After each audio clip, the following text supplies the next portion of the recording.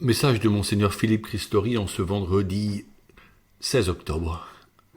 Je suis venu pour qu'ils aient la vie, et la vie en abondance. La vie est offerte, elle est toujours un cadeau. Aujourd'hui existe un discours politique et médiatique qui enferme les personnes pour leur faire admettre comme vrai de profondes incohérences. Par exemple, quand Chloé du planning familial déclare sur les ondes qu'à 14 semaines, je la cite, l'avortement n'enlève pas la vie, mais en sauve une, on mesure l'importance de cette incohérence. Le petit être niché au creux du ventre maternel ne serait-il pas un être vivant quand commence la vie?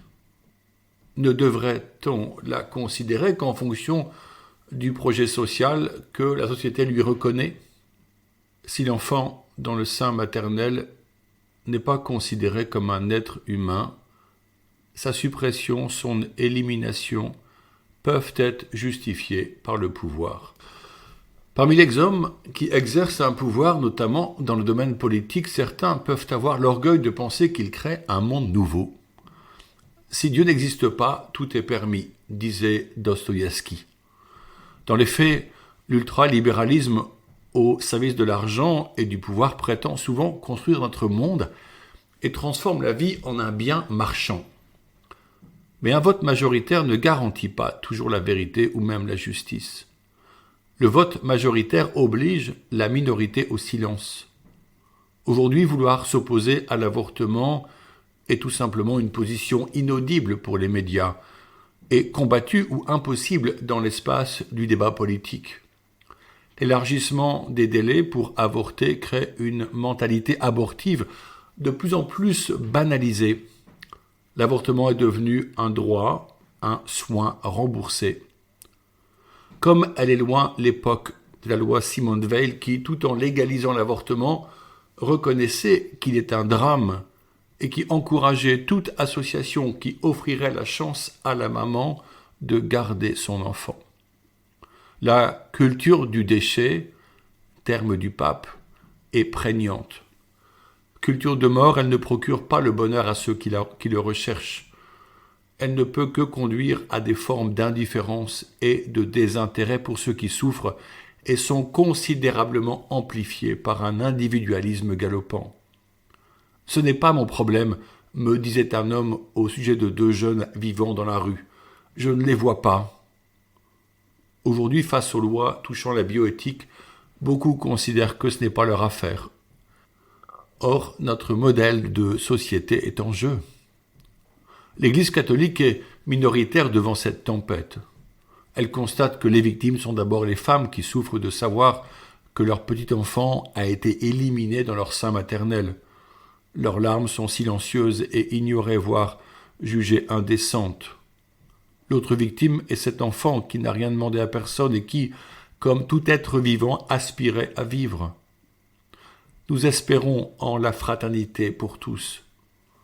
Or celle-ci n'existera que si elle englobe tous les êtres humains, depuis la conception dans le sein maternel jusqu'à la fin de la vie naturelle. Si cette fraternité n'est pas ouverte à tous, alors l'égalité et la liberté resteront un vœu inatteignable. Face au défi de l'indifférence, la parole du pape arrive à point nommé. Aussi continuons la lecture de son encyclique appelée Fratelli Tutti, ce qui signifie tous frères.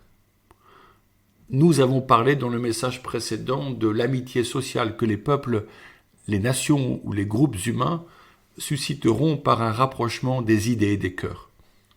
Cela nécessitera le choix d'un dialogue ouvert à l'écoute authentique des autres pour entendre leur point de vue et se laisser traverser par leur compréhension différente.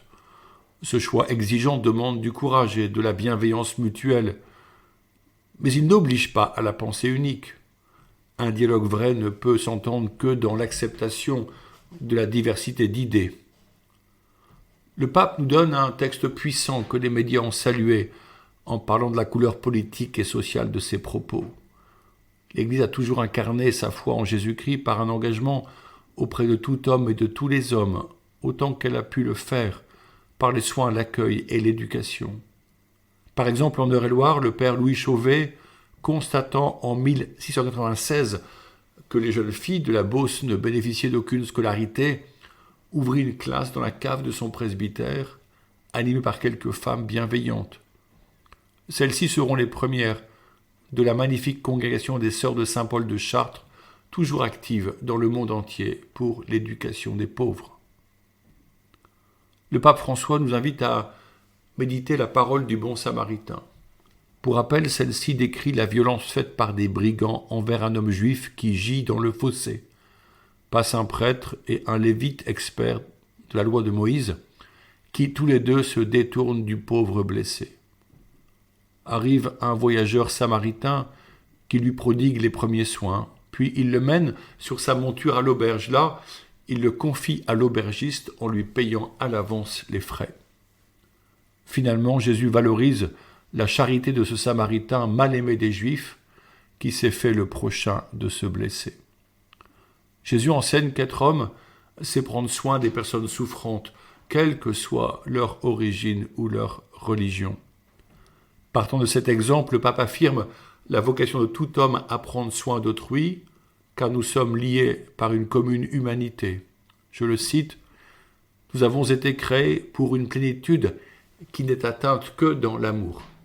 Vivre dans l'indifférence face à la douleur n'est pas une option possible. Nous ne pouvons laisser personne en marge de la vie. » Le bon samaritain est une icône éclairante pour notre monde.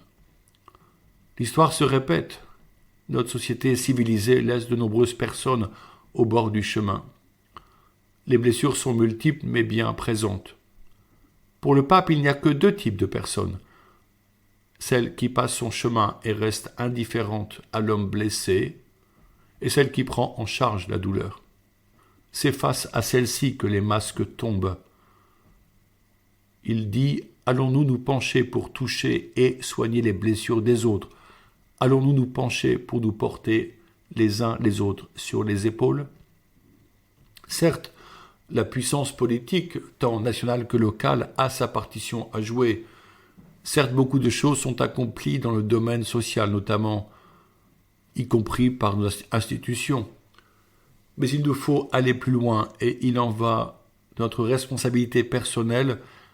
Chacun de nous peut ouvrir son cœur et aller vers l'autre.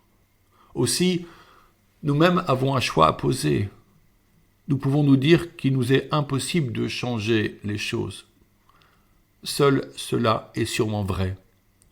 Si vous ne vous en sentez pas capable, j'aimerais citer Jessica Cox, jeune femme née sans bras, qui pilote des avions ou encore fait du surf, cela sans aucune prothèse, juste avec ses pieds. Elle dit « ôtez vos prothèses, celles qui vous encombrent le cœur, et agissez ». Dans une partie de l'encyclique nommée « Recommencer », le pape ouvre une voie d'humanité. Il parle de co-responsabilité en vue d'une transformation du cœur. Il existe une nouvelle opportunité, dit-il. Cet espoir est lié d'ailleurs avec l'écologie intégrale, qui a comme fondement les 4 relations fondamentales d'une vie juste. Avec soi, avec les autres, avec la nature et avec Dieu. Les défis sont considérables, mais si nous nous associons, si nous conjuguons nos efforts, si nous entrons dans une culture profonde de l'altérité, nous pourrons beaucoup plus que si nous restons isolés. D'un seul cœur et ensemble, nous réaliserons des projets que personne ne ferait seul pour rejoindre l'humanité blessée. Dans notre diocèse de Chartres qui couvre tout l'Eure-et-Loir, nous avons institué une diaconie. Ce mot signifie service, dont la raison d'être est de se connaître entre acteurs de la solidarité pour pouvoir associer nos prières et nos talents concrets afin de répondre aux besoins des plus pauvres. La parabole du bon samaritain est toujours d'une pertinence merveilleuse. La foi en Jésus-Christ qui s'est fait homme pour partager notre condition humaine et vivre notre quotidien invite à lever les yeux vers le royaume et à nous soucier des frères et sœurs dans le besoin. Chacun peut faire ce pas avec le soutien de nos communautés. En ce mois missionnaire, j'émets le vœu que notre charité se fasse inventive et simple. Bonne route à chacun. Avec la Vierge Marie, confions ce temps missionnaire et livrons-nous à l'amour. Maintenant, je vous bénis au nom du Père et du Fils et du Saint-Esprit. Ensemble, prions l'Angélus. L'ange du Seigneur apporta l'annonce à Marie, et elle conçut du Saint-Esprit. Je vous salue Marie, pleine de grâce. Le Seigneur est avec vous. Vous êtes bénie entre toutes les femmes, et Jésus, le fruit de vos entrailles, est béni. Sainte Marie, Mère de Dieu, priez pour nous, pauvres pécheurs, maintenant et à l'heure de notre mort. Voici la servante du Seigneur, qu'il me soit fait selon votre parole. Je vous salue Marie, pleine de grâce. Le Seigneur est avec vous. Vous êtes bénie entre toutes les femmes, et Jésus, le fruit de vos entrailles, est béni. Sainte Marie, Mère de Dieu, priez pour nous, pauvres pécheurs, maintenant et à l'heure de notre mort. Amen. Et le Verbe s'est fait chair, et il a habité parmi nous. Je vous salue Marie, pleine de grâce. Le Seigneur est avec vous. Vous êtes bénie entre toutes les femmes, et Jésus, le fruit de vos entrailles, est béni. Sainte Marie, Mère de Dieu, priez pour nous, pauvres pécheurs, maintenant et à l'heure de notre mort. Amen. Priez pour nous, Sainte Mère de Dieu, afin que nous soyons rendus dignes des promesses du Christ. Prions. Répands en nos cœurs ta grâce, Seigneur. Par le message de l'ange, tu nous as fait connaître l'incarnation de ton Fils bien-aimé. Conduis-nous par les mérites de sa passion et de sa croix, jusqu'à la gloire de sa résurrection par Jésus, le Christ notre Seigneur. Amen. Bonne journée.